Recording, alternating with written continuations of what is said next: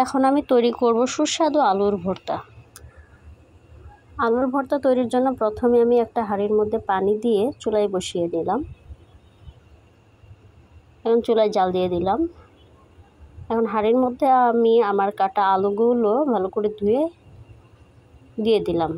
তারপর ঢেকে দিলাম একটা ঢাকনা দিয়ে। কিছুক্ষণ হওয়ার পর ঢাকনা খুলে দেখলাম যে আলুগুলো সিদ্ধ হয়ে গেছে। এখন আমি আলুগুলো উঠিয়ে নিলাম। এর থেকে আমি খোসাগুলো ছাড়িয়ে নিচ্ছি। এখন এর মধ্যে পেঁয়াজ কুচি নিলাম আর নিয়ে নিলাম পরিমাণ মতো শুকনা মরিচ। শুকনো মরিচ দিয়ে আলু ভর্তা অবশ্যই অনেক সুস্বাদু হয়, যার জন্য আমি শুকনো মরিচটাই নিয়ে নিলাম।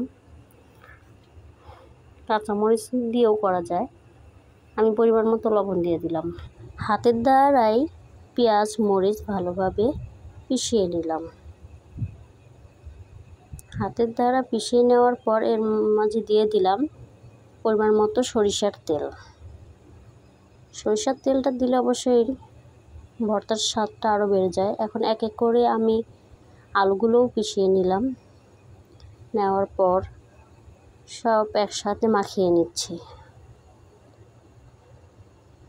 সব একসাথে ভালোভাবে মাখিয়ে নেওয়ার পর দেখা গেছে একটা সুন্দর আলু ভর্তা রেসিপি আমার হয়ে গেল।